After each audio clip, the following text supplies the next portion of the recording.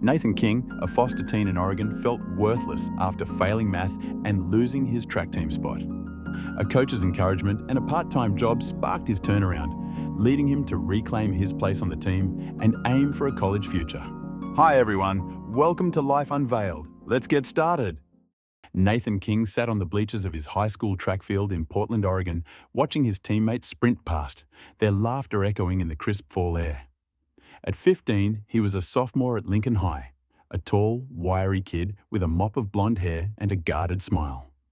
Nathan had been in foster care since he was 8, bouncing between homes after his mum lost custody to addiction, his dad a mystery he'd never known. His current foster family, the Johnsons, were kind but distant, with 3 other foster kids to care for, leaving Nathan feeling like just another mouth to feed. Track had been his escape, the one place he felt free. But now even that was gone. His failing math grade had gotten him kicked off the team, and Nathan felt like he'd lost the last thing that made him matter. School had always been a struggle for Nathan. Math, especially, was a nightmare. Equations blurred on the page, his mind racing with frustration as he tried to make sense of them. His teacher, Mrs. Larson, had warned him he was at risk of failing, but Nathan didn't know how to ask for help. His pride and shame a tangled mess. In the fall of 2024, his coach, Mr. Daniels, called him into his office. "You're off the team until you get your grades up," Mr. Daniels said, his voice firm but not unkind. "I know you can do better, Nathan. Don't give up on yourself." Nathan nodded, his throat tight, but inside he felt like a failure. Track was the only thing he was good at. Running made him feel strong, like he could outrun his past, his fears, everything that weighed him down. Without it, he felt worthless, a kid no one wanted, not even his own mum.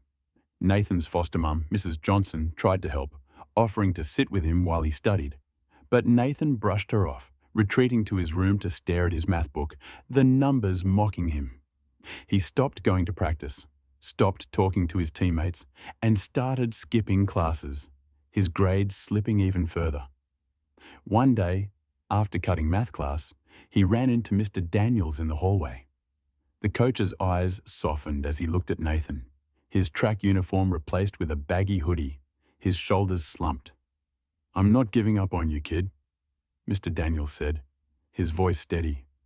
"But you've got to meet me halfway. I know a guy who needs help at his auto shop, part-time work, good for building character. You in?" Nathan shrugged, not seeing the point, but he nodded, desperate for something to fill the emptiness. The auto shop was a small, cluttered garage on the edge of town, owned by Mr. Pete Grayson, a gruff man in his 50s with grease-stained hands and a sharp eye. Pete didn't care about Nathan's grades or his past. He cared about hard work. "Show up on time, do what I say, and you'll learn something," he said on Nathan's first day, tossing him a rag.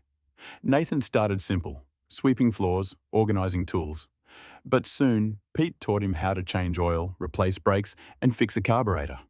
Nathan found he was good with his hands, his focus sharp as he tightened bolts or listened to an engine purr after a repair. For the first time in months, he felt useful, the weight of failure lifting just a little. Pete noticed, giving him a rare nod of approval. "You're a quick learner, kid," he said, his voice gruff but kind. "Don't let anyone tell you you're not." The job gave Nathan structure, but it also gave him something more, a paycheck. He started saving his earnings, determined to buy new running shoes, a small goal that felt within reach. More importantly, the work gave him confidence to tackle math again. Mr. Daniels checked in on him weekly, offering to tutor him after school. "You're not dumb, Nathan," he said one afternoon, sitting with him at a desk covered in graph paper. "You just need to find your rhythm." They worked through equations together, Mr. Daniels breaking them down into steps, using running analogies to make them stick. "Think of it like a race," he'd say, "one lap at a time." Nathan started to get it, his grades creeping up from an F to a D, then a C. It wasn't perfect, but it was progress. And for the first time, he felt like he could do this. Back at school, Nathan's attitude shifted. He stopped skipping classes, showing up to math even when he didn't want to. his pencil moving across the page with a new determination. His classmates noticed the change, some offering small nods of respect, others keeping their distance, unsure what to make of the quiet kid who'd started to stand taller. Even his foster siblings, Elena and Matteo, started looking up to him, asking for help with their own homework, their eyes wide with admiration. Nathan's heart swelled. He'd never been a role model before, and it felt good. By early 2025, Nathan's math grade was a solid C+, enough to get him back on the track team. Mr. Daniels welcomed him with a grin, handing him a new pair of running shoes. Nathan's savings had come up short, but the coach had chipped in the rest. "You earned this," Mr. Daniels said, clapping him on the shoulder. Nathan trained harder than ever, his legs burning as he pushed himself through sprints, his mind focused on one goal, the state championships. He wasn't the fastest on the team, but he had heart, and his teammates started to see him as more than the foster kid. He was one of them, a runner who didn't give up. The state championships were held in Eugene in March 2025, a city known for its track legacy. Nathan stood at the starting line of the 400-meter race, his heart pounding, the crowd a blur of noise and colour. He thought of Pete's gruff encouragement, Mr. Daniels' belief in him, and the Johnsons cheering from the stands, their voices cutting through the chaos. The gun went off, and Nathan ran like his life depended on it, his legs pumping, his breath ragged. He crossed the finish line in third place, a bronze medal, his first ever, and a personal best of 49 seconds.